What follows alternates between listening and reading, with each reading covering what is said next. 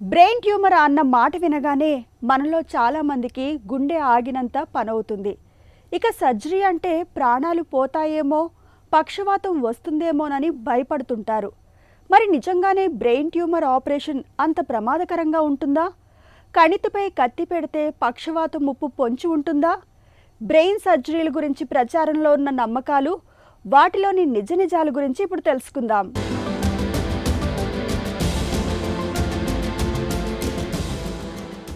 మెదడు మన శరీరంలోని ప్రతి కదలికను, ఆలోచనను శాసించే ఒక అద్భుతమైన హెడ్ మాస్టర్.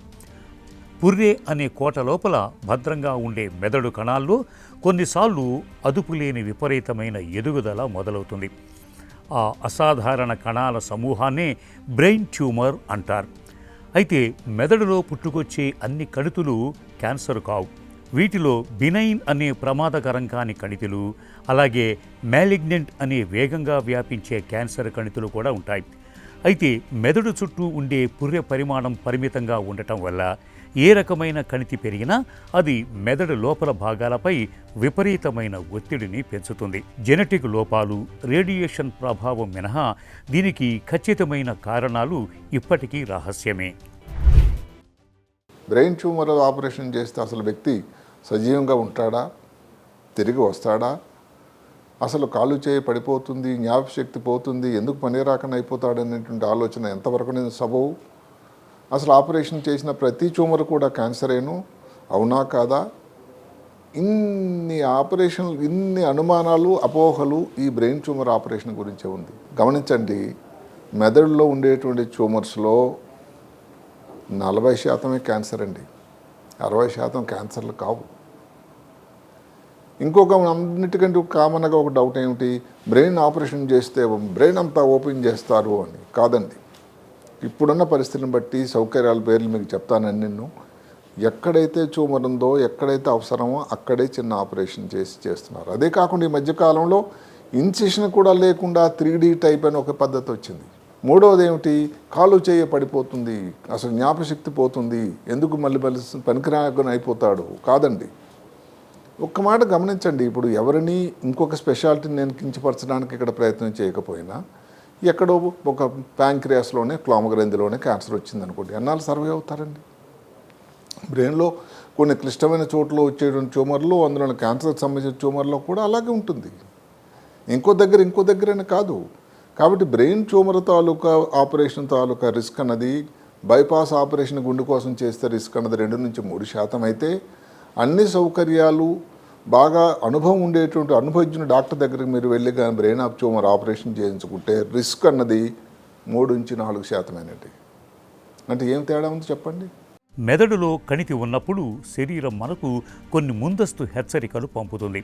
ముఖ్యంగా ఉదయాన్నే నిద్ర లేవగానే వచ్చే విపరీతమైన తలనొప్పి, వాంతులు కావటం, చూపు మసగపడటం, ఉన్నట్టుండి ఫిట్స్ రావటం, మాట ముద్దగా మారటం, లేదా శరీరంలో ఒకవైపున పక్షవాతం లాంటి బలహీనత రావటం, ఇవన్నీ బ్రెయిన్ ట్యూమర్ తాలూకు అనుమానిత లక్షణాలే. ఈ లక్షణాల్ని చాలామంది మైగ్రెయిన్ అనే మామూలు తలనొప్పి అని అనుకుంటూ పెయిన్ కిల్లర్స్ మింగుతూ కాలయాపన చేస్తూ ఉంటారు.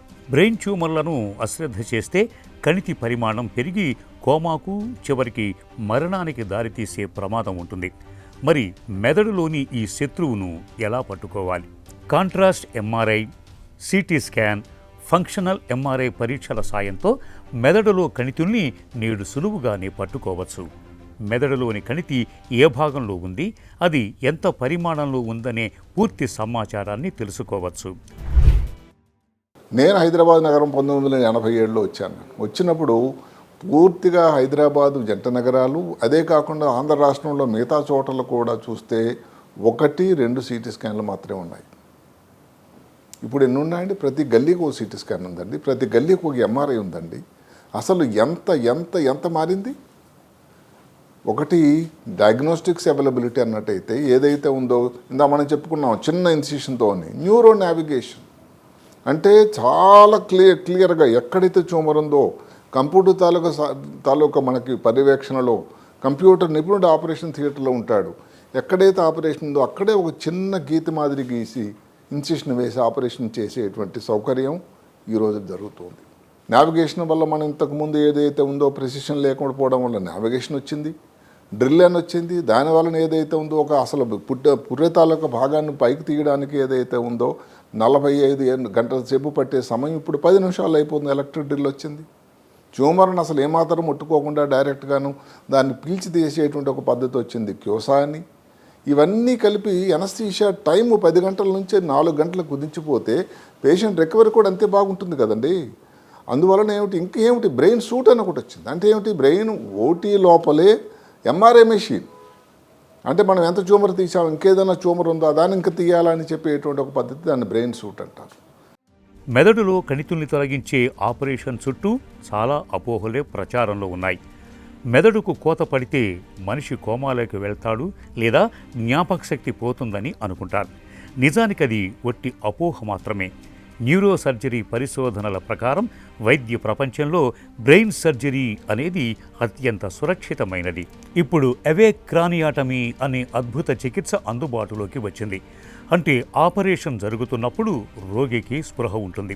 సర్జన్తో మాట్లాడుతూ, పాటలు వింటూ లేదా ఫోన్ చూస్తూ కూడా సర్జరీ చేయించుకోవచ్చు. దీనివల్ల మెదడులోని ఏ ఒక్క భాగానికి కూడా దెబ్బ తగలకుండా కణితిని మాత్రమే విజయవంతంగా తొలగించవచ్చు. అంతేకాదు, న్యూరో నావిగేషన్ అనే జీపీఎస్ లాంటి సాంకేతికత సాయంతో మిల్లీమీటర్ కూడా తేడా లేకుండా అత్యంత సురక్షితంగా, ఖచ్చితత్వంతో నేడు శస్త్రచికిత్సలు జరుగుతున్నాయి. కాబట్టి ఆపరేషన్ అంటే భయపడాల్సిన అవసరం ఏమాత్రం లేదు. ఇందాక మాట చెప్పాను, నో ఇన్సిషన్ 3D పద్ధతి అని. అంటే దాన్ని ఎక్కడైతే ట్యూమర్ ఉందో 3D 3 డైరెక్షన్లో విశ్లేషణ చేసి దాని తాలూకా స్థితిగతులను పూర్తిగా కూలంకషంగా స్పెషల్ గాగుల్స్ పెట్టుకొని చూసేటువంటి పద్ధతి.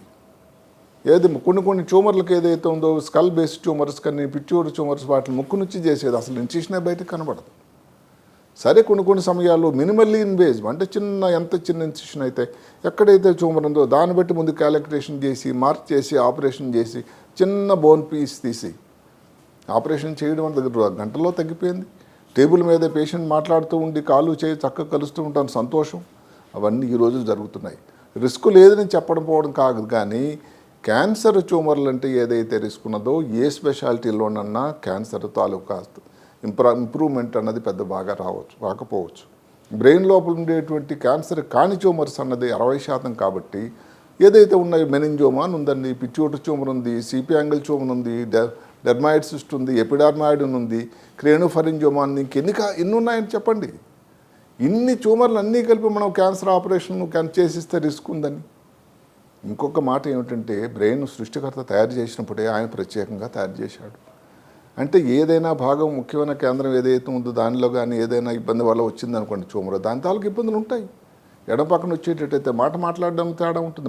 మాట కేంద్రం ఎడం పక్కనే ఉంది. ఎడం పక్కన ఏదైతే మోటార్ స్ట్రిప్ అని ఉంటుందో దాని మీద ఇబ్బంది వచ్చినట్టయితే ఆపోజిట్ కుడికాలు వీక్ అవడానికి ఆస్కారం ఉంది. ఇలాంటి చిన్న ఇబ్బందులు ఉన్నవి సహజమే.